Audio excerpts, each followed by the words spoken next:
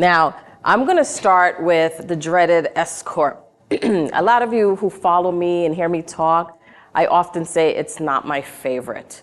Does it have its place? Yes. I absolutely think S Corp works for many.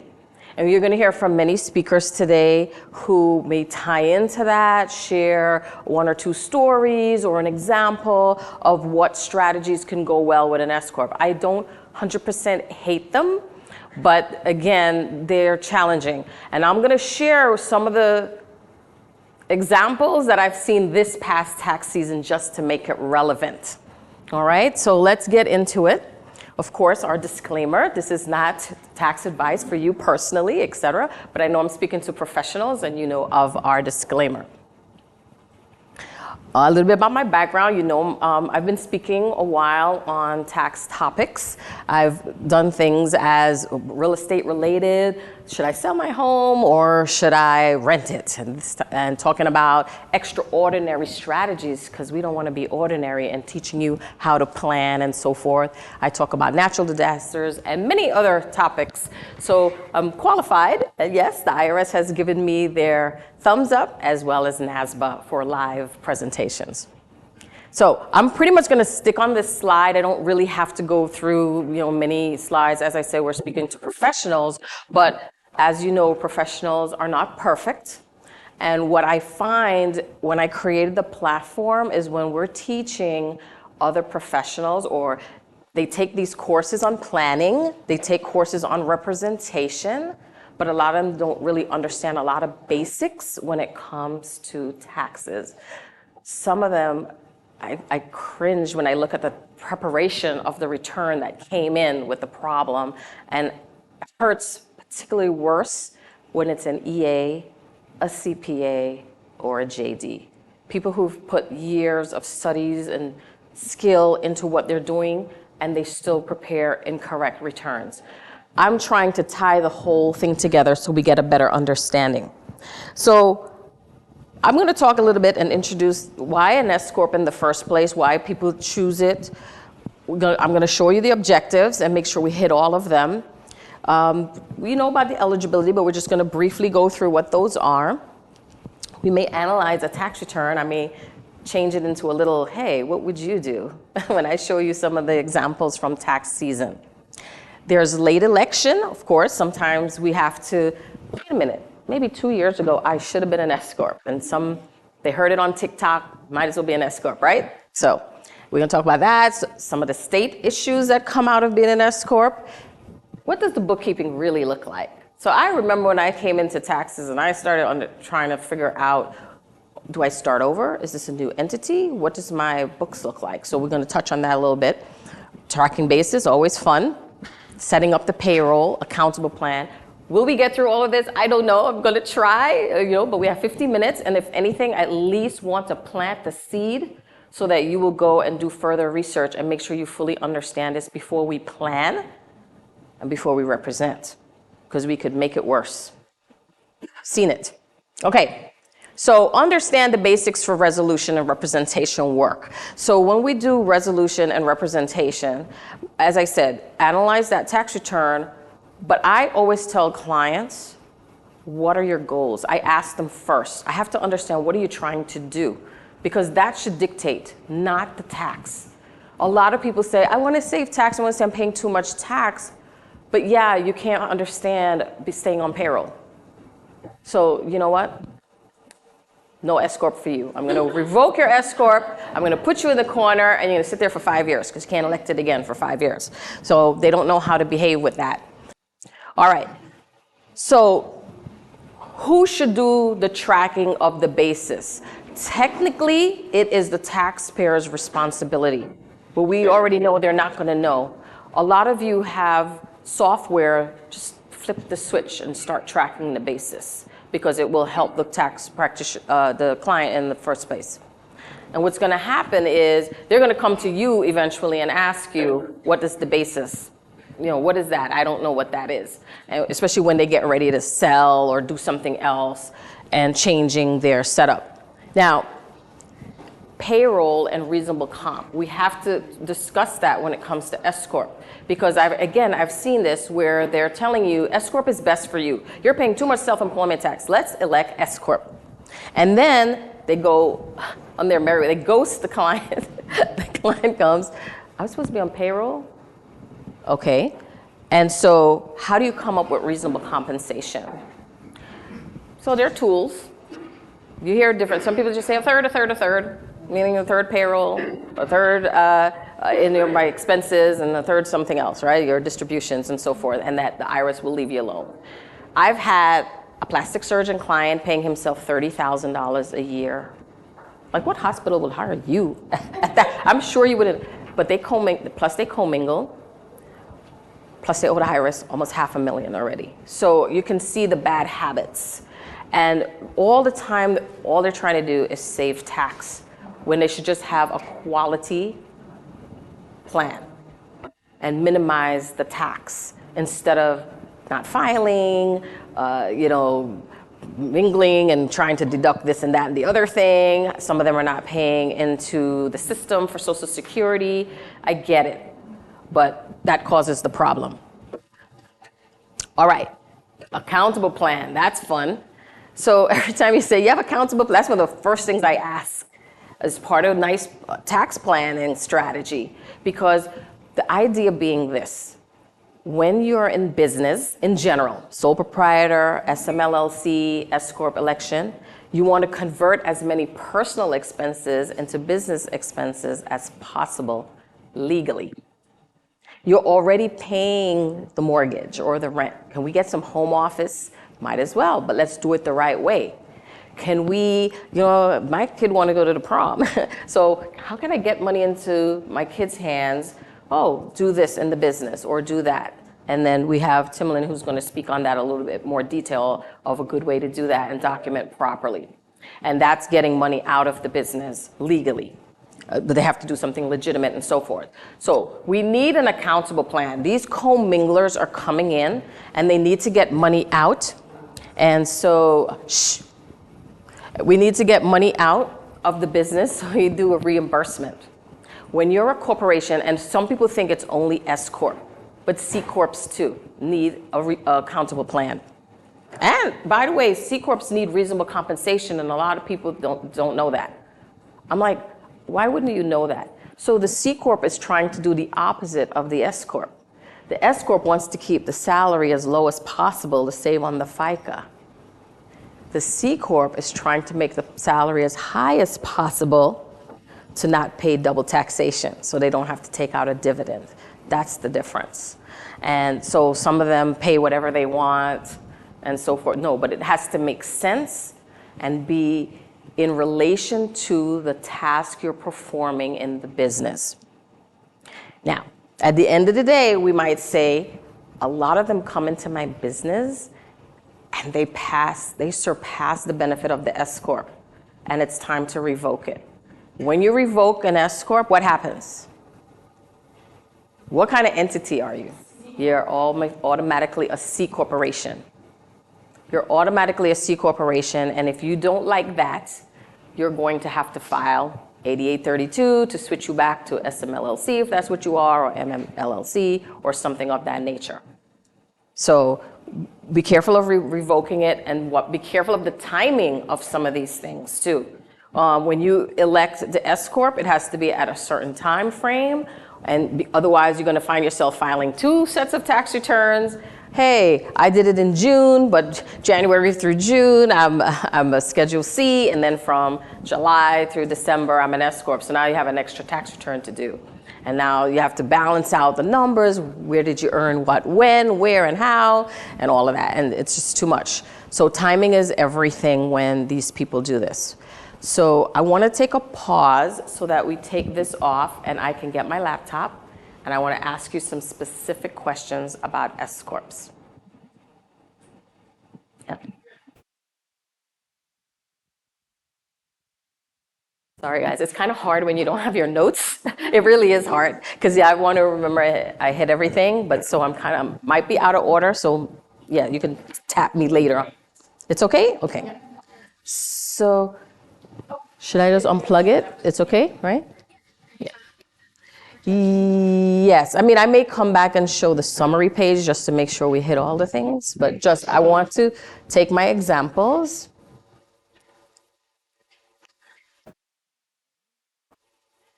It's gonna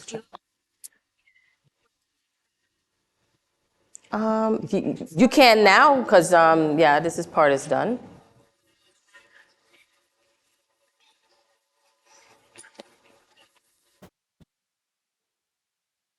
Oh, sure. Okay, so we're at 20. Yes, no problem, no problem. Do you have a space? That gave you a space? You're fine? Okay. Okay. As long as you have your Wi-Fi. Oh,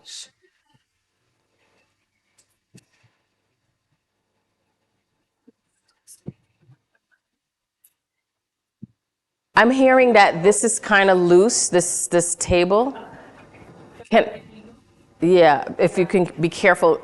I was going to ask Timlin if I give you some numbers, if you can write it, but just be careful with that. Yeah, there's the.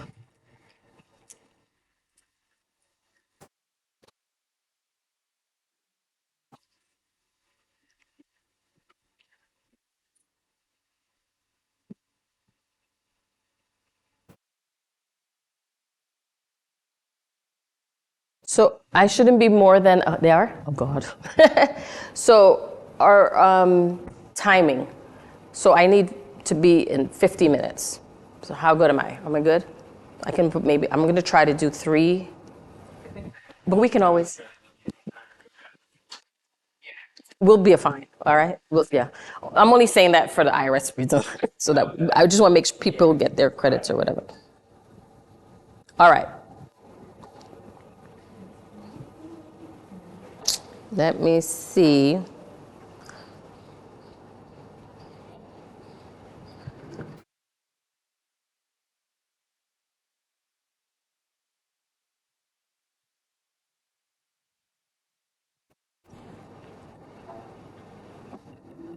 And by the way, there's no right or wrong. If somebody wants to be a C Corp, knock yourself out, be a C Corp, right? I'm just saying, you can be a C Corp, but let's think strategically is where I'm going with it. Or let's think representation side, is this gonna cause you problems? You know what I'm saying? So that's my point. So a little background, okay. So, all right, so no, so the background is restaurant, takeout, a takeout restaurant. I would say been in business since 2014. This is the Baltimore area. Gross receipts, 130,865. 130,865.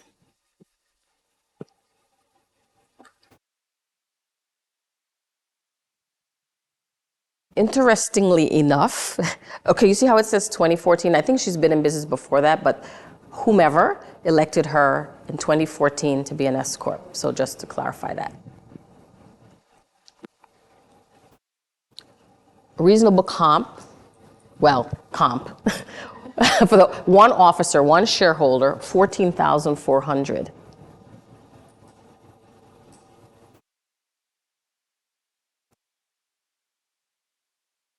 All right, counting cost of goods sold and all of that, I'll just skip all that, just make it all her total deductions, 78,642.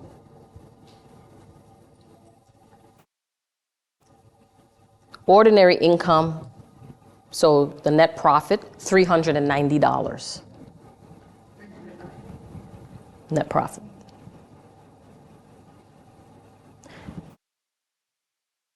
And you can ask me for more information if you need more information to decide. This that Timlin is showing you is from the 1120S.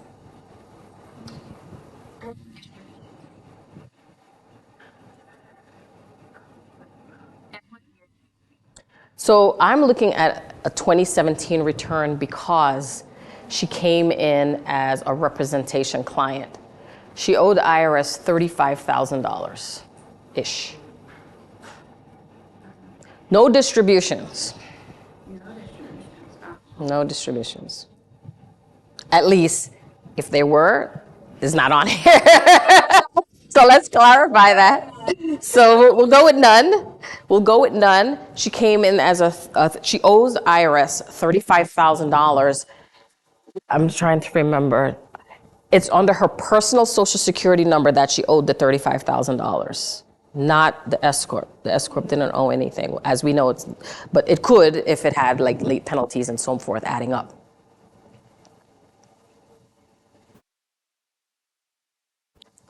Elect S Corp or no? This was such a bad idea. And when I first look at it, even worse, she has, at the time, 2 EIN numbers for the same entity. Come to find out, it's really 3, because the third one has a Maryland problem. So she has a Department of Labor problem on the third EIN. Mind you, she had 2 1120S's that year, 2 different EIN numbers from the same practitioner. I'm trying to see if it was a CPA. Doesn't say CPA on this, but I'm almost sure he is. And the thing that's sad is she's clueless. All she has are notices, and all she keeps giving me are notices. And so how am I going to unravel this problem? So I'm not going to tell you, and I told you a lot of the errors now, but back then when I first came to her, she owed $35,000. That's what I knew under the Social Security number. I called the IRS and I'm like, okay, what's the story here? Turns out the 1099K is in her Social Security number. So here's the other problem. You're electing S Corp and you're not advising the client, you have to change all of these things over so that the income gets reported to the entity and not your Social Security number. That was a huge problem. Yes. So by the time I finished that case, this particular $35,000, she got a refund of $3,500, which by the way, I think is still sitting at the IRS. Because she has a CPA doing her taxes. I don't do her taxes. Well, we inherited it now. Olga and I inherited this now because I said to the other CPA, why don't you just give it to me? Because she said, oh, never again will I have problems. And then guess what? I left them and she's out of compliance for 4 years. So now when I pull the transcripts, I see the $3,500 refund still sitting there. I have 1099Ks and social security numbers, nothing is in the EIN. By the way, I dealt with the underreporting unit. That's how I was able to show the 1120S with the tax already paid on that income. And so they were gladly, it took 2 years, probably because it was pandemic year that I got her case. So it took 2 years, but she got her refund. Well, it's sitting there as a credit. So now we have to. So sometimes you sit and you twiddle your thumbs because, I don't know, sometimes I don't know about you, but sometimes I go to sleep, it takes me 2 days and I'm like, this is what I'm gonna do. Because sometimes you don't know what to do. It's like, where do I start with this case? This poor lady. You know what I mean? And so we're trying to figure out how to unravel. But I go where the fire is really hot, and that is Maryland right now. Because she feels she's gonna get shut down. I did a walkthrough. Olga's like, do you really want this client? I know, but again, here's the heart, right? It's your community. It's somebody you're trying to help. She happens to be Jamaican, as a matter of fact. She cooks at her little restaurant, and this is where I feel she's willing to pay, and that's the thing too. She's willing to make the payment, and she just wants to catch up. So I told her CPA, why don't you just give us the case? Let me just fix it, because he's doing part, I'm doing part. It's a mess, and he's spoiling her too because she doesn't have bookkeeping. I should show you the bag of cash register receipts that I get. It should be, and it's to do sales tax reports. So she's behind on her sales. So you can see every month there's a late sales. Again, I'm saying this to show you all the problems when somebody, I'll just elect S Corp, and then don't help the client implement. And she's paying way more taxes than had she just sit in her little single member LLC and pay her self-employment tax, because her fines and penalties are ridiculous. So that was one. Let me see if I can give you another good one. Who, you had a question, anybody? I can, go ahead. Go ahead, I'll repeat it. Write it on the piece of paper, I'll repeat it. You want me to, Timberland, you want to read some of those? I put you to work. Well, I have a lot of questions about this case, but Yeah, I know, isn't it crazy? We get them all the time.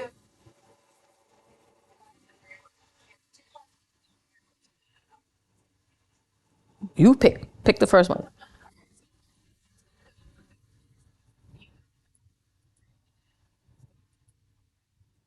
So if they pay you,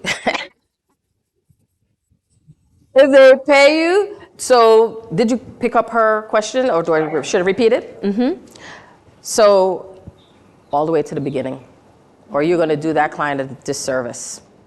There's no reason for the client to pay tax if they already did. So yes, very much so, back to the beginning.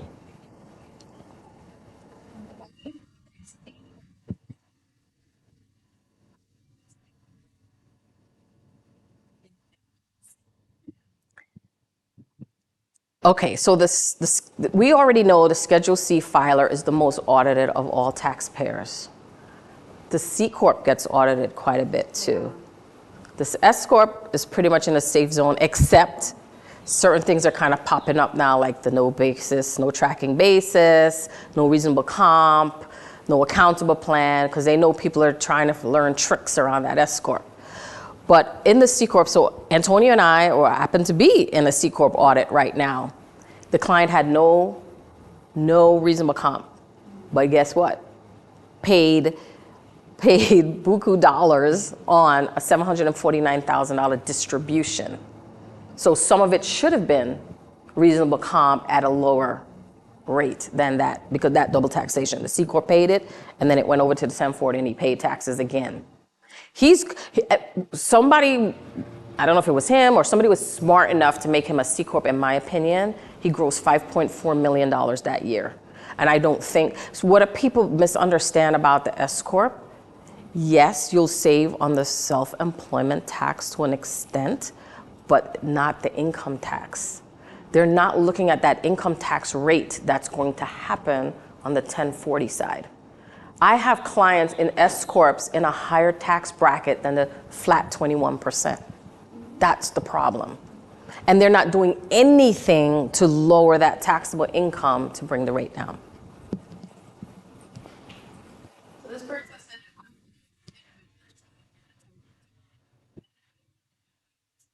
said, Who said that?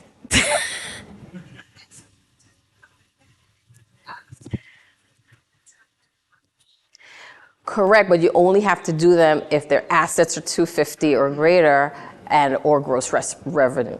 Gross revenues have to.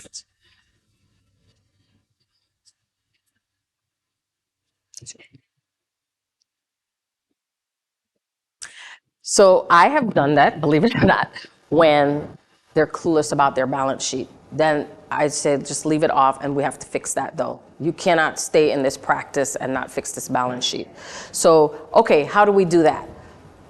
And practitioners differ on this, but the IRS actually accepts estimates as long as you make sense, right? It's coming from a logical place. So here comes our friend. Listen, I went to a 2019 IRS tax forum. God bless you. I went to an IRS tax forum, and Frank Agostino, if you know him, he's an attorney, one of the best presentations I ever heard. He introduced that 8275 because he asked the question. If the client comes, here comes their Ziploc, shoebox, whatever. Do you turn that client away, or is this a teaching opportunity? Granted, not all of us want to deal with that, so you can just send them down the road to somebody else, or you can help that practitioner, that client. Here's a teaching moment, but they have to be willing to do the right thing going forward. So in a representation case, you have to plug the front, put them on payroll, set them on bookkeeping, blah, blah, blah, do all that. So going forward, beautiful. And then we go back and we clean up so that when we finish, we're meeting a nice situation and not new problems. So otherwise, right? So on the cleanup side, you're taught to, okay, if it's a restaurant, restaurants at this size in this location gross this. They have reports out there that average this stuff. If you made $100,000, advertising tends to be 2% of that number. Hey, marketing is 5% of that number. Taxes tend to be this. And it's logical, unless the IRS has a valid reason to say thumbs down, you are in good shape. They will accept your estimated returns. And now, or yes, your tax returns. But you have to disclose that you're estimating. And if you get audited and they say, no way, 2% advertising or whatever, your 8275 at least prevents accuracy-related penalty. Because what's the worst thing it can say is, no, you can't deduct that. And then you get into your installment agreement and you fix your problem. All right? But you show credibility by doing the right thing going forward. Mister, I messed up. I own that. Did you know we're in a voluntary compliance system? People always forget that. It means we're going to believe you unless. And you have to do the right thing, and then you're showing credibility, and testimony is evidence. Right? Right. So that, The IRS thinks they're always like, yes. So the IRS sometimes, but again, who works at the IRS?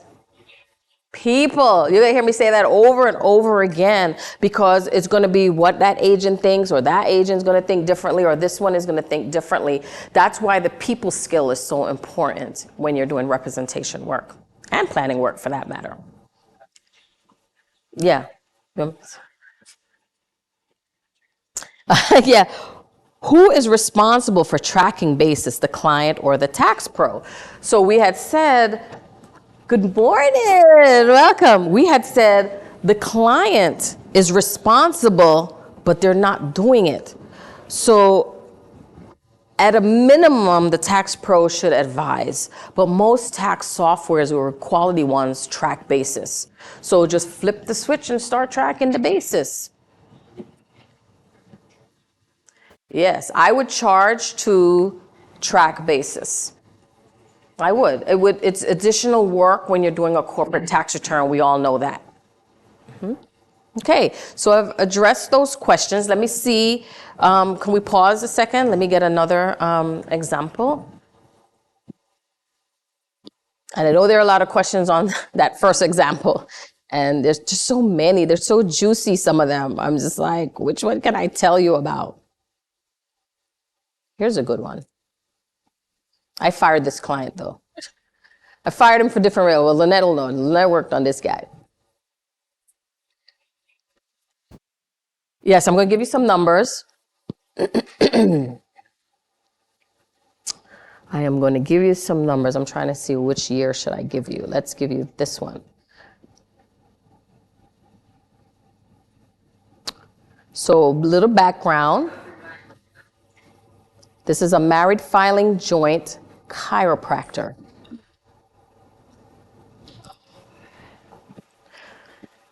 Married filing joint chiropractor. Sole shareholder is the chiropractor. Looks like, don't ask me about this if he was a C Corp or what, but I don't think he was a C Corp, but they have him date incorporated September 2006. But he elected S Corp January 1st, 2019. He grossed 612,154, 612,154. He had total deductions 551,390. Oh, I forgot his comp. Okay, not terrible. 66,000 reasonable compensation. I always say reasonable comp.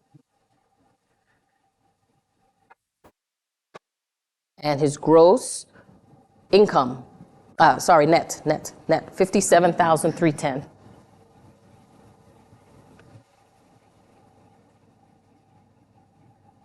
I know Jackie likes to know, she's not here, but she likes to know distribution. Let me see if he had any. Oh, you're laughing. Yes, you remember. So in this case, yes, nobody knows, but in this is a 2020 tax return, 296,774 of distribution. 294,774.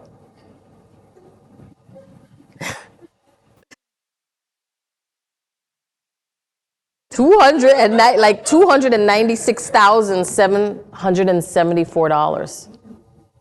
This is supposed to make you mad. Because when I see stuff like this, I'm mad. No, this is doing the bookkeeping. Yes, that's the one. The one that didn't know he was doing profit first. He knew he's doing profit first. The client knows he's doing, because somebody told him about profit first. So profit first is a methodology to, how do you explain it? Like it's a Dave Ramsey envelope method on steroids, right? It's a better way of managing your cash flow. So this client knew he elected to do this profit first, to implement this, but he didn't tell the bookkeeper who's in India. And has no idea about why something is in one bank account, that bank account, So all of it is distribution. They didn't, because we're all day asking for bank accounts, and all of a sudden 8 bank accounts appear. This client has all this money, but they don't know what it is. It doesn't look like a business expense, so it must be distribution. Yeah, so he has huge money leaking out of his business. He's probably overpaying taxes because, Oh, sorry. Yeah. 612,154. So the original question is, S Corp or not?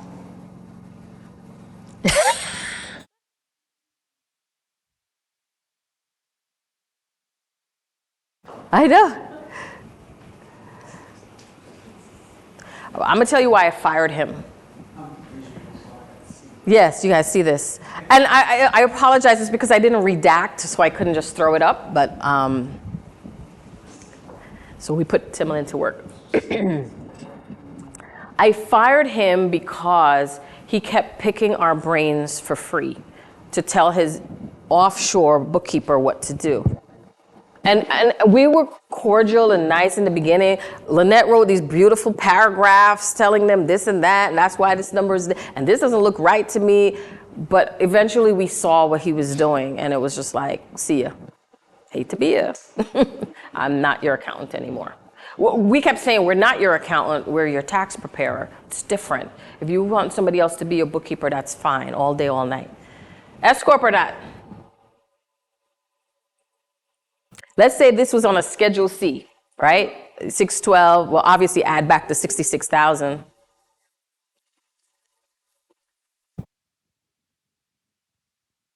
So if he has the basis, which no one was tracking.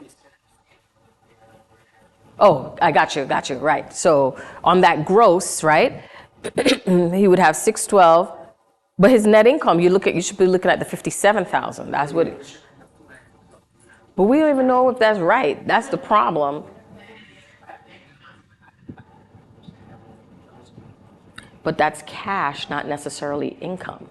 See, and that's the other thing a lot of practitioners don't look at. What's cash? What's income? Yeah, but who knows when that was earned? That could have been cash sitting there for. Oh, so he also has a partnership that he created with his parents so that he can push profit to them and less to him. Because, this year, let's allocate, 30% to you, only 10 to me, because they're in a lower tax bracket kind of thing. and he's self-rental. So rental. So the commercial property that's in the partnership is what he rents to do his chiropractic work. Self-rental at lower than fair market value, if you can imagine. And he was putting it on a Schedule E, though. Yes, so he's defeating the purpose. Like I didn't understand the whole thing with the partnership. And this is another reason why when I was pointing out about electing the S corp, we have clients who do that. They put rental property in S corp, and then they don't know how to get the money out, or they're not doing it right, kind of thing. That was the point of this one. Yeah. So, I mean, I think he should be an S corp. Honestly, go ahead. It's making my head hurt. Yes. Mm-hmm.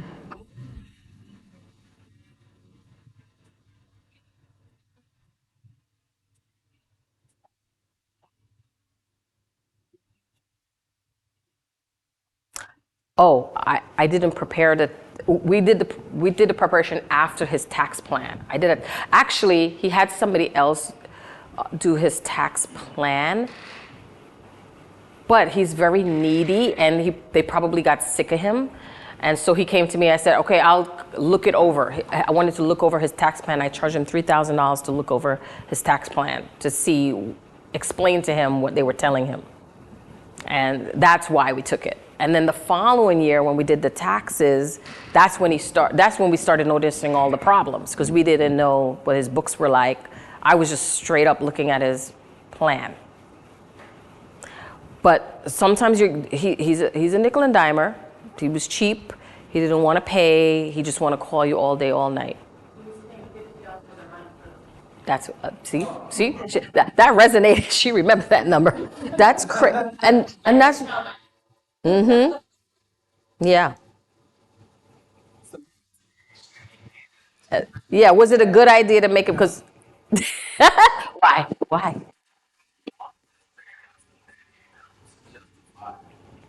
Well, the question was, okay, so the gross is 612. We don't really know about those deductions, that 551, because his bookkeeper, to me, was not knowledgeable. And as Lynette said, they were hidden bank accounts. There were all kinds of things going on there that we didn't know about. Yeah, I hear you. Because 50, and I 100,000% agree with you in the sense that I'm more of the pushing six figures before I would elect S corp, because he didn't like the price on the part. He wanted me to do partnership. I said $1,200 minimum, because he asked too many questions, and it was just the one rental property in that partnership. But then when he started switching up the allocations and stuff, and he didn't have an agreement. By the way, I did a partnership boot camp last year, 4 days. That's dry too, oh gosh. But what I got out of it is that partnerships are so flexible. Like this time I can say 30, 30, and 40, whatever, to make the 100%. You can do, and next time do 80, you can change. But an S Corp cannot do that. But I see people playing around with that S Corp shareholder allocation too.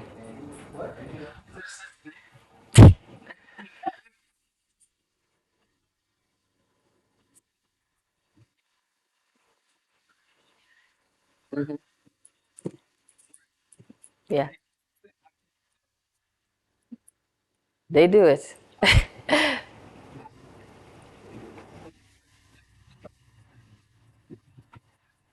Yeah.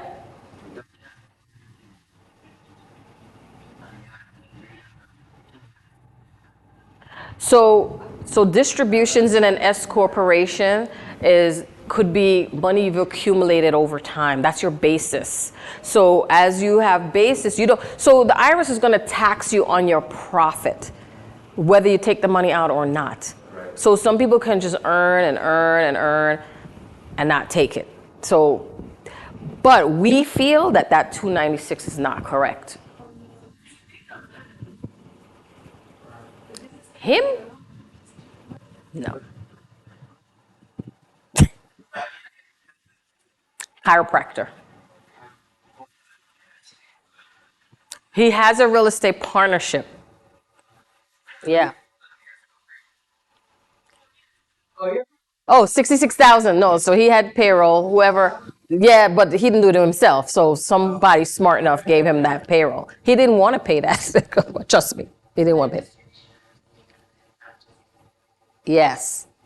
It could be what we're saying. Yeah, we could be. So we're not going to swear to it here. The books are still in there. That's why we fired him, because he was kind of using Lynette. He was just kept asking because she was generous with her explanations, and he just started taking advantage. So he had to go. Okay, one more. I know we're kind of coming to the end of this particular section. One more. I'm gonna. I think I have her. What's that? 10 minutes? 10 minutes. Okay. Do I owe anybody anything? I answered all the questions. 10 minutes, 10 minutes. Okay. I'm going to look at an individual tax return. And then I'm going to tell you what this client did. This is a Schedule C. I'll tell you what kind of business she is. She's a mental health counselor or a therapist. She didn't ask me a question, a single question. And she did an 8832 to be a C Corp. Treat me like a C Corp. Why you laugh? Treat me like a C Corp. And then she went and she elected S. But she did the wrong year. Where was her? Come on, Schedule C, where are you? Bear with me, I'm gonna find it. Oh, it ended up being a Schedule C EZ. That's why I skipped past it. So that should already tell you something. She had gross receipts of $4,800. Total expenses, $462. With no K at the end. No, all of these are just dollars. $4,800 gross receipts, $462 total expenses, net profit $4,338. She is an LLC, but she didn't go right to the S corp. She did an 8832 to be a C corp first, and she did it for. She didn't go.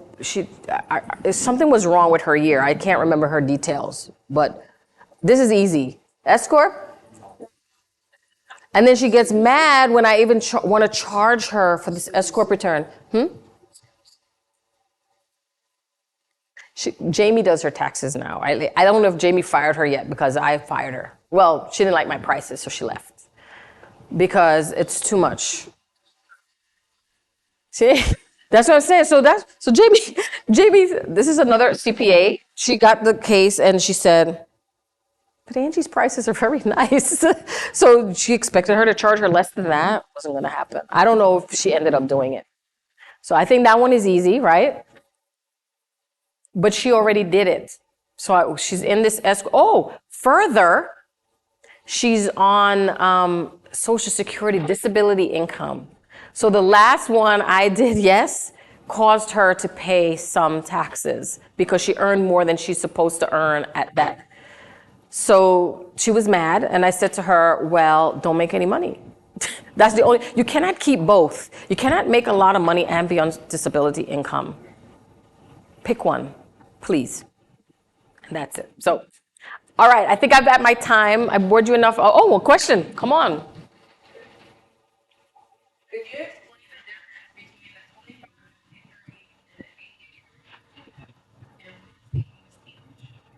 Yes. So the 88, people think when you elect S Corp, first of all, you can't elect S Corp. We already talked about that unless you're an entity, a registered LLC, MMLLC, or a C Corporation. That's one.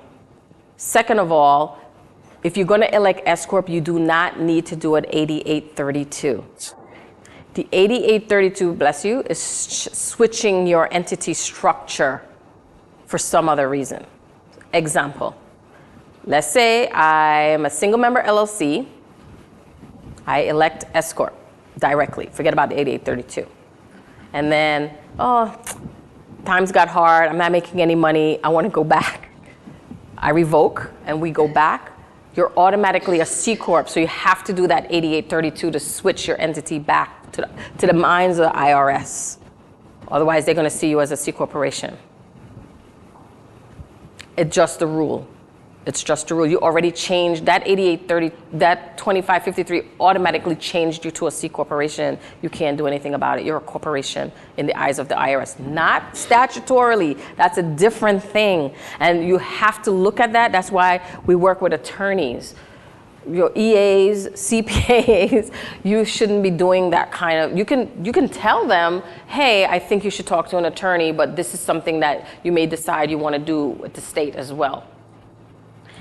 Another example, if you're a multi-member LLC or partnership and you're like, this guy just left, or I don't want to work with him anymore. And now you're a single member LLC and your EIN is a certain way. Like, I have to do an 8832 to switch back to an SMLLC. Because this particular one, I know why. She had to change her EIN and she didn't want to change her EIN. So I had to make her EIN not be a partnership to the IRS anymore, but to make her back to her single member LLC, because she also was a medical practitioner. And so to change all of those contracts is a nightmare with insurance, Cigna, Aetna, all of these. So let's keep the EIN. So we had to do an 8832. That's another reason why you would do that. Change your entity structure. Okay, any more questions? We can always answer later, but I hope that kind of gives you some, go on, come on.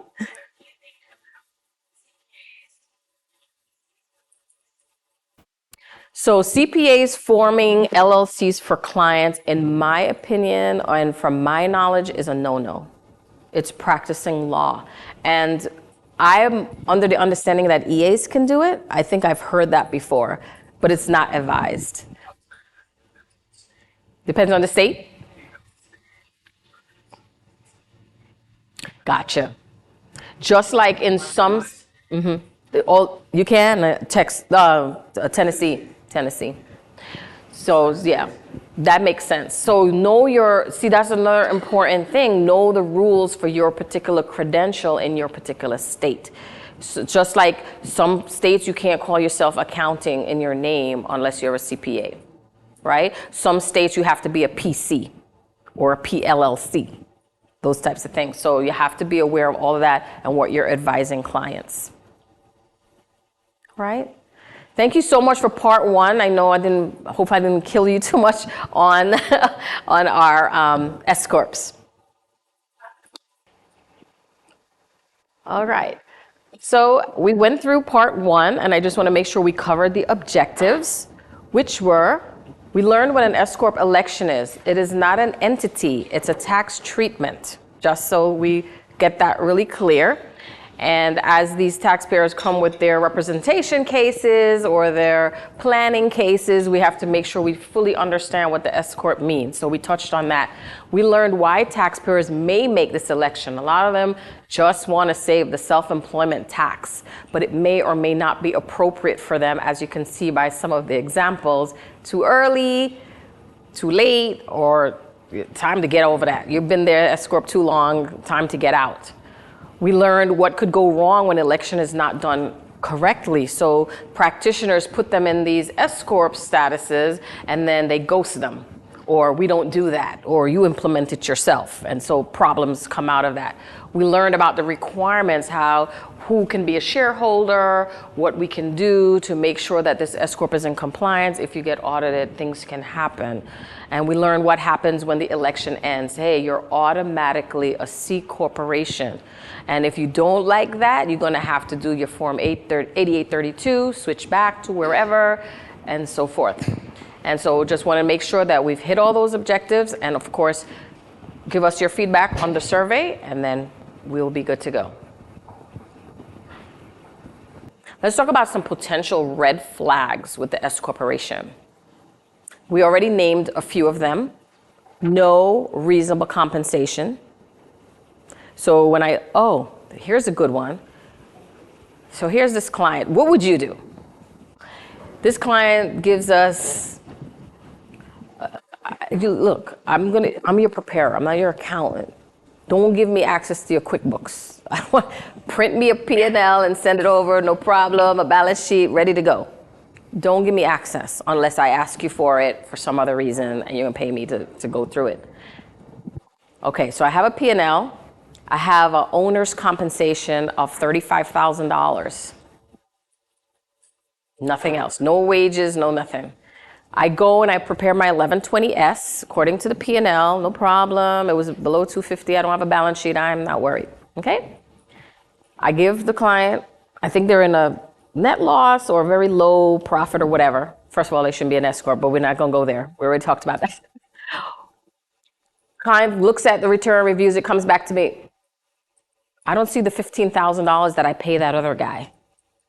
Okay, first of all, it wasn't on the P&L. Second of all, where's your 940? Third of all, where's your W-3? Oh, I don't understand why I have to give you that. First of all, I don't know where it is. First of all, they don't know who their provider is. Don't ask me how they don't know that. And I said, well, I need that. You're supposed to reconcile these things. How many practitioners do I know do not do that? They do not do that. They don't ask. You should do that. I sent them. This client kept going back and forth to me. You know what this client said to me? If I give you that and all the information, I might as well do my own tax return. That's what that client said to me. Bye-bye. Knock yourself out. And the mere fact that you asked me that question, why do I have to give you that and so forth, shows that you need a practitioner. Because you didn't even know you had to reconcile these things. Your P&L, at least if your P&L had the $15,000 on it, I would know that you know what you're doing. Or kind of have an idea, but you don't see that so guess what? They sent me a new P&L with the $15,000. I said, I'm not doing it. You show me a government issued form with that extra $50,000, I'll gladly give you the deduction. And they're just arguing. So you know what? The IRS has a video on their site. I show this to my business owners all the time. Watch this video. I show them why those things need to match. It's a 20-minute video. Go watch it. And so I saw some email come in, but I didn't read it. We're in Jamaica. No time to think about that. So that's a red flag. Yes. Oh, okay. I will give you that link. That's a great link to have. It has for not-for-profits. It has if you're self-employed, a whole bunch of videos on different topics. Even if you need an OIC, that's in there too. How to fill out the different forms. Because a lot of these taxpayers, a lot of taxpayers start businesses. What? LLC over there. How many LLCs do they form? And they come into you. They don't have no idea what state they were in. Do they owe that state? Why do I have to do that? Yeah. And they want to get mad at you when you advise that you. Okay, thank you. But they do form them all over the place and make you crazy. So yes, so that's another one. So not tracking basis, again, that's another red flag. Every time I cringe when I don't see distributions because I'm like, how do you live? Like some of them are not married. There's no other money coming in on any other kind of business. I'm just like, there's no reasonable comp. There's just deductions. But how do you live? So I know they're taking distributions. They're just not telling you, right? They're taking money out willy-nilly out. Some of them are they're way above basis. And the thing is, they don't realize that that's creating a capital gain. You're liquidating the business at this point. And they don't understand. Exactly. All right, so when we correct the audit issue, number one, did we get that acceptance? Every time somebody comes, so you have your checklist ready or organizer when you're getting ready to do an S Corp tax return. Hey, give me your acceptance letter, number one. Where's your EIN number? Some don't know. These people do not know their EIN number. I told you about that lady. She has 3 EIN numbers for the same business. Some of you can't get any. This one give me 3. And the state knows of different ones. I don't get it. So, and they're still not, and they're still paying too much. So did this S Corp work for them or not? So correcting is so automatically getting those things. If they have it, basis schedules, right? I want to see fixed assets listings. I want to see prior returns, right? And then I interview, I kind of ask some questions and say, do you really need this escrow board? You know, it depends, right? So I will see. As I want to make sure they understand. You don't have an accountable plan? What's that? Well, you know, you can't deduct your home office like the way, oh, I thought I always got rent, and they put in rent, they put office expense, they put but with no accountable plan. If you get audited, that is a problem. And I promise you, the first thing the IRS is going to look at is basis. They're going to ask you if you're tracking it, and they're going to ask for this accountable plan or any policies that we supposedly have in place that we're using in our business. So I mentioned this before with the prior example with the restaurant. I asked her for what was she trying to, first of all, she didn't have any inventory, that was the other thing, but your restaurant. And I asked Olga, I told Olga, I went there, I filmed. I mean, there's pots, there's like 4 refrigerators. I don't even know if they're fully depreciated. I don't even think she knows how she paid for them, or so they just kind of end up there. But those are things that are important. And this client is likely overpaying taxes because it's not just the evasion part. It's the part they're not maximizing their savings. And when you tell them that way, that kind of encourages them to do the right thing. So we may be dealing with the underreporting unit. We're going to be dealing with ACS. This may be a Social Security problem, and it could also be on the S Corp side. So I had a chiropractor client, married filing joint, owed $235,000 to the IRS. 199 or so of it was on the individual side, and 35,000 of it was on the business side. I was like, well, how is this escrow? She doesn't even know, but somehow either late filing fees, but we never file late. We never file. So how do you owe 35,000? So it could be trust fund. So trust fund is when you have payroll, because they've had employees, receptionists, and so forth. So whatever. When I did the offer, just so you know, you have to do a 433A OIC on the individual side, and then you have to do the 433B on the business side. And the IRS will not even consider that offer without looking at the business numbers. So just pointing that out to when you do representation work on an S Corp. Correct let me see, other issues. Anything else you can think of with an S Corp when we're auditing, when they're selected for audit, or have you worked with any cases on the S Corp side? Anything else?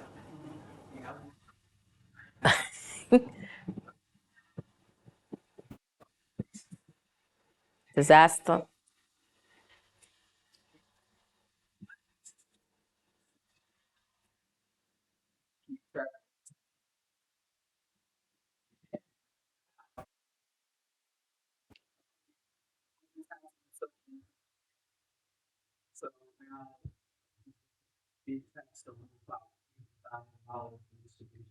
See, it's because, right, the IRS probably, they're not seeing it, right? They're seeing the profit. Maybe he didn't show the profit, right? And then that's when you pay the taxes, and then that adds to your basis. But if you're not tracking it, I see, yeah, that's it, yeah. Oh, now the truth comes out. Got it. Oh, this is not good. Yeah. You see?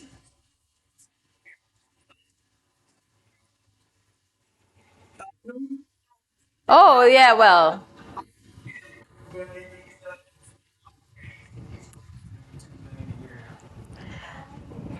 wow. You see, some of them have the, say it again?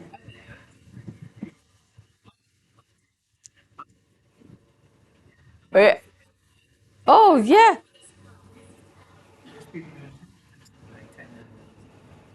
Yes. I agree.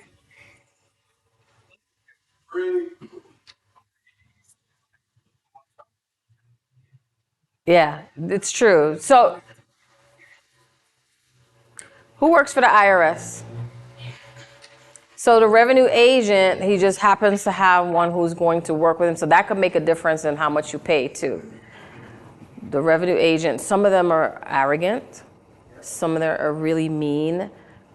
I think I was successful in one of my offers because my taxpayer rights were so violated.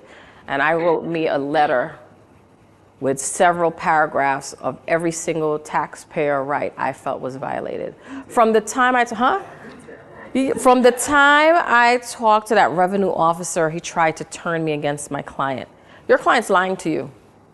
This was an auto dealership, and the auto dealership, he lost his business once the IRS started knocking and so forth. He lost his lease, he lost his business.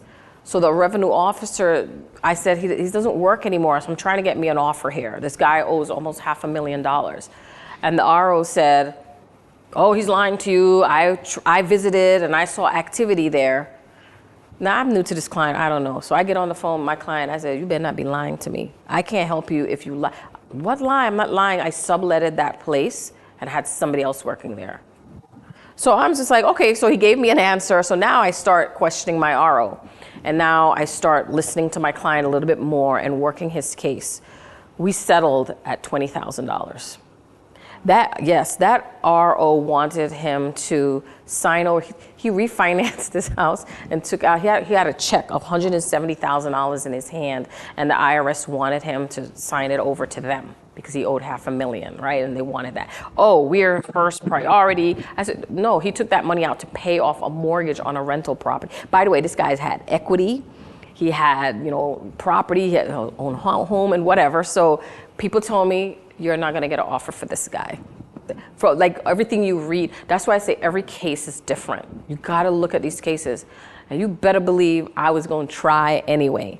And I tried, and the RO had, the revenue officer did not want him to have an offer. He says, well, if you put in that offer, I'm gonna fight it.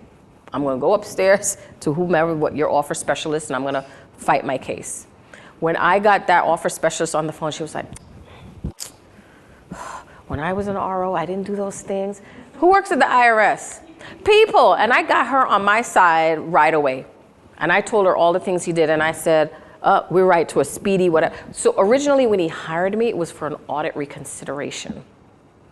And what happened was, I'm like, what you gonna have them reconsider? Your books are a mess. You have nothing. By the way, same accountant as our restaurant lady. He comes with a shoebox. He comes in and this guy just spoils them and just puts together a Schedule C tax return.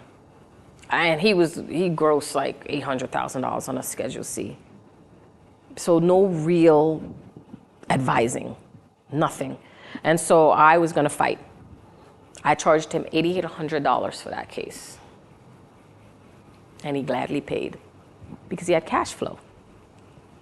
And so when I talked to the revenue officer, he was like, I want that check turned over. I said no, but when I got to the offer specialist, she listened. And she was very pleasant. And let me tell you, when you want to get IRS to do what you want them to do, you have to be very nice. Don't argue.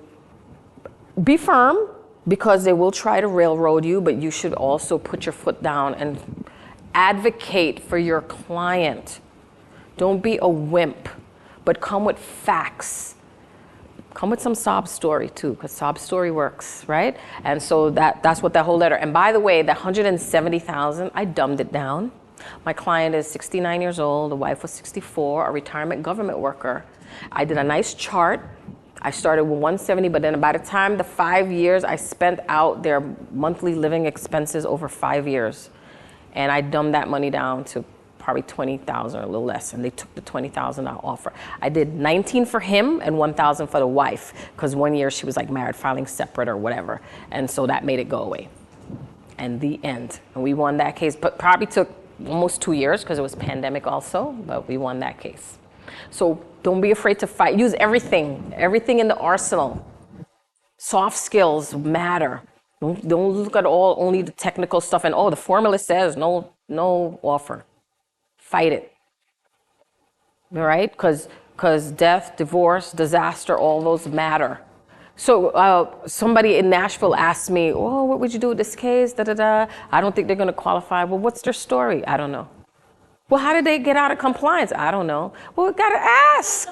Sure enough, he comes back later. Oh, the daughter is disabled in a car accident. Hear all the story now. Well, dude, that's your offer right there. Special circumstances. Don't listen to people. Work your case. All right. What else on the correcting the audit issues? I think those are pretty much your units. I talked about the underreporting unit, collections. If you need an who? You can penalty abate. So if it's an underlying part, try. Well, they can say is no. Oh, first time. So let's say somebody is out of compliance. I haven't filed in 4 years because guess what? They elected S corp. They didn't know what to do. Get those. So they've been Schedule C all the time. Oh, easy peasy peasy. S corp, huh? So now you see they gross, and let's say they, all right, so legitimate. It makes sense to be an S corp, and now you had to go back 3 years. They allow you to go back 3 years late. So maybe sometimes I have to estimate. I estimate, but guess what? I'm going to hit penalty maximum 2,400, 2,400, right? 25, huh? Yeah, so 200 per each shareholder per month or partial month to the max of 2,400. So I'm going to get hit, boom, first time penalty abate, get rid of that. Hey, but if I have a reasonable cause, now I can start saying, well, bad advice from the practitioner, new to business is a good one. I didn't know what the heck I was doing. I lost my paperwork, whatever. Come up with your story. The worst thing they can say is no. Okay, we gotta know, what do we do now? Installment. So Lynette was like, well, how did you, last time we did this, how did you know to do it this time? Because wherever the fire is burning, you gotta put that fire out. So we had a guy paying $770 a month in an installment agreement. You can barely rub 2 pennies together. So usually we have our flow that we go, 433. But she said, how did you know to do the 433 first versus, doing some of the planning, the pulling out the transcripts, and because he's out of compliance in some things, and you try to do, because he cannot find 770. We need to stop it. Well, you can't pay us. So we stopped the 770. So we at least got it down to 144 a month. So we did that. So that's a temporary solution until we figure out what else we have to do. Then we have to file this, file that, get him back into compliance, and decide. This was one of the cases where the practitioner filed a Schedule C and an S corp for the same income. Yeah. A credentialed practitioner filed a Schedule C and an S corp the same year. But exactly, that's my point, people. Yes. And so that's one. Okay, so that's enough on correcting some audit issues, because I want to give you quick planning strategies when S corp is a great idea. Great idea.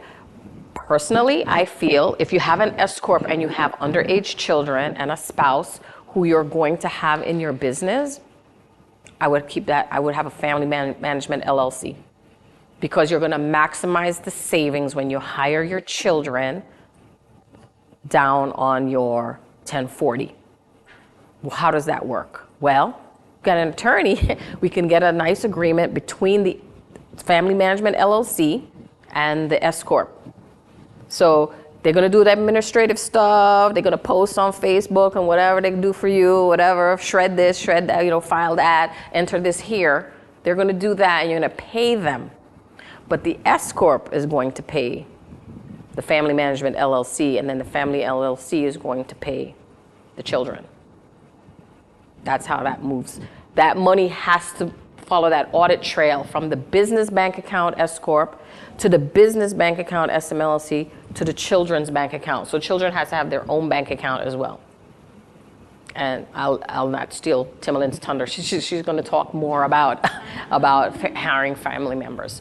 But yeah, so that's how that works. And then again, there's some question as to the documentation, how that should look and so forth. But as long as the paper trail is there, I've been in audits with this, and the IRS understands you hire your family members.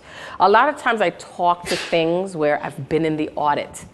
And I know what's going to happen over there, so I don't feel like I have to be perfect on this side. That's why I see. Who works at the IRS? People. And let me tell you, who are practitioners? People. So it's as good as your skill. So your soft skills are going to really matter, because just saying good morning. Hi, Mr. Smith. I'm calling on the power of attorney for XYZ client. Oh, good. Sometimes they're like grumpy right away, but you just kind of work. Don't be overly nice if he's not nice, because he's going to hear your fluff anyway. But I've had at least 3 agents tell me, it was a pleasure to work with you. You're so professional. Thank you. Because what do they want you to do? Close their case as quickly as possible. And I'm telling that to you because Jackie knows about ROI.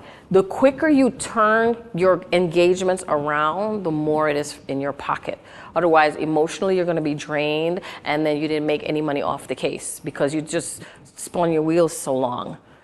And listen, if they don't put your pencils down, if they stop responding, they stop paying, why are we giving all our energy and time to these people when they don't even care? You can't care more than they do. So those are some things, right? So quickly on the strategy side, that was one, having your family member LLC if you're going to hire a spouse. By the way, you can hire a parent. There are different rules for these family members, and the IRS has a site, Family Help, and they'll tell you some more about that. But know your state laws too, and your state standard deductions and all that. People keep forgetting about the state. I remember when I got into this and I was looking at the state, and I was like, oh, better look at the state. Augusta rule is a great one, right? We already know about Augusta rule. We can rent a space out of our own home at least 14 times, because every taxpayer has 14 days or fewer that we can rent from ourselves tax-free. Money in your pocket. Deduction for the business, tax-free money for the individual. So we know about that one. So chiropractor client did that. That's the one I shared in the first example. He had commercial property in a partnership with his parents. His chiropractic business was paying that partnership for the rent. And then he turned around and he put it on his Schedule E, which I'm like, oh God, what are you doing? But I've heard other practitioners tell me, well, you got to issue a 1099. And if you issue the 1099, now it has to be on a schedule. I said, but clearly on the IRS site, and I can send you the link, it says, do not issue a 1099. But people still do it. Because then they start thinking about the state. I said, well, let the state ask. Because if they don't see a 1099, they don't know. But let the state ask, because generally speaking, most states follow the federal tax return anyway. Exactly. And they make the adjustment on the AGI. Correct. Yes. So that's another one. Retirement, we talked about how to do, SEP IRAs, but look at what's best. So, I don't think you can do a solo 401k, but you can do other things. So I want you to look at retirement as a great benefit. Maximizing deductions, travel. Hey, I want to go to Jamaica. Okay? So now we're going to figure out, how the heck can I get to Jamaica tax-free? So I encourage my taxpayers to look at the business first. Your primary reason for going anywhere should be business. So I tell people, don't be greedy. If you want to go to Australia for fun, go to Australia for fun. Why do you have to do something business all the time? Everybody just want to deduct. I have taxpayers who have reached retirement age and have nothing in Social Security. Nothing. You need 10 years or 40 quarters to qualify for Medicare and Social Security. But sadly, people born and raised in this country have none, because they've been self-employed all their life, and they deduct till they're in net losses, and don't want to pay into the system. Off the books, zero profit, all of that. And it just doesn't make any sense, and it's a lack of knowledge. So as an advisor, you want to tell them, hey, pay some tax. And pretty much that's it. And then we don't have time for a case study per se, but I'll let, when Jackie speaks, she's going to give you some of her things on that, some planning strategies. May or may not include S Corp, but still from a business standpoint. Okay? And so what did we do? I wanted you to know what a fringe benefit is. So we're summarizing our objectives because this is in relation to our part 2 of our S Corp. Our objectives were to understand what fringe benefits are and what you can and cannot deduct. We learned that we don't know it all. You can't possibly know it all. You must at least have a checklist. Hey, retirement, health insurance, tuition reimbursement, this and that. You got to look at what's taxable, what's not to the 2% or greater shareholder. So many people miss this. And in the platform, I think I showed you that case. You guys can go into the original case study where I had a practitioner elect S Corp, made the business passive by saying it didn't materially participate. There was no QBI, and it assessed an NIIT. So that client literally paid over $100,000 more than she had to in taxes. The husband almost fell off his chair, literally. Because when I saw them on the Zoom, he was just like shaking his head. All by not checking a simple box to say I materially participated, and then I also say, subject to self-employment, and QBI business, 199. I see this. I'm amending it. I'm still in the process. I'm amended. So I asked them if they want the prior practitioner to do it. The husband was like, no. The woman was like, because I'm telling her it's going to cost you if I do it. But it's in her software. I happen to have used Pro Series, which she was using. I'm on UltraTax now, but she was using Pro Series, and I recognized it, and I said, do we like this lady? She says, yeah, she's a nice girl. Get her on the Zoom. I'm going to teach her, because she's doing that to other people.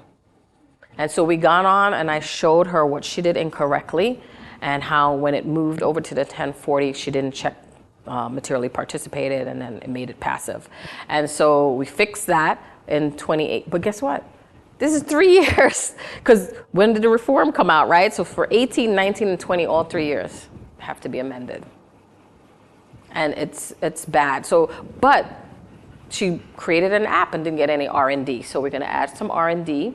Well, this year things are kind of, we talked about R&D is terrible this year. But still, she has some other benefits, reason to amend anyway. So I did a tax plan for her. And so, that was ugly. That was not a nice case. But guess what? I didn't even finish the tax plan, and I gave her back so much money from just that little interview. So, so that was a great one. There's more in there if you guys care to see S Corps, but they're interesting. Sometimes revoking the S Corp is good. I have taxpayer in a 33% tax bracket versus their flat. I showed her both ways. I showed her, if you were a C Corp, this is what you would have paid.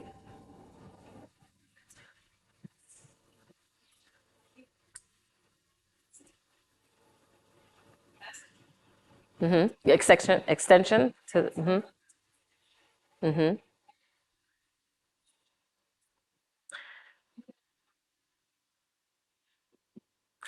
Yeah, so you do, and sometimes you have to just do it to see, because you got to weigh in the penalty, weigh in the extra cost of doing this or that, looking at the effort of, hey, am I partial year S Corp and then a partial year C Corp? By the way, it's going to reject because you can't use the same EIN, right? Once you file that S Corp, the C Corp is going to reject.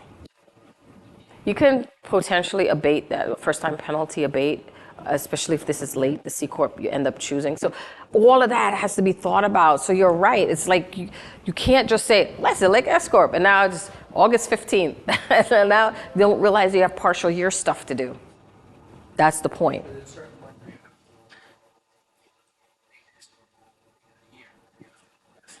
Yes, so there are deadlines, right? So obviously we know March 15th and so forth. So 2.5 months, right? You have to look at all of that. Mm-hmm. So, I have a client, so this one, so this was the rental property. He has 8 rental properties in an S Corp and doesn't know how to get the money out. So I told him, we talked about this one. I think we need to revoke this. We're going to close that entity. I did a final S Corp return, And I'm telling you, it's better for you. First of all, the wife doesn't have a W-2. Here's my real estate professional. Why do we even need this S corp? See what I'm saying? So people, we have to think, because no matter what I stand up here and tell you, you still have to go through the process of understanding that client and customizing what works for that client. Don't say, well, Angie said last week, she said to elect S corp. No, it's not going to be the same for everybody. Just ask yourself a few questions about, does this make sense? And sometimes to learn, visual learners, right? Sometimes you just have to do it both ways and see which one worked better. Because when I did that for this $1 million earner, she's a public speaker, she's a public figure, an influencer, if you will. Like, she's been on The View and all of some of these channels. And she comes to me, I'm like, why are you not a C Corp? You really should consider this. Because you are paying so much tax. Plus, you're going over your basis. You're not even doing that right. I'm telling her, so she's taking out so much money. And I said, if you were C Corp, this would be so much better for you. I can tell you more tax-free ways to get out of that C Corp than that S Corp. Because you won't be saddled down with those fringe benefit rules. So again, think. And so, yeah, look at your case. Go back and look at some of your S Corps. You might shock yourself. Yeah. All right, so that was my reiteration, right? We talked about the fringe benefits, we talked about potential red flags and how to resolve some cases and some types of issues when they come up. All right, and thank you again for part 2.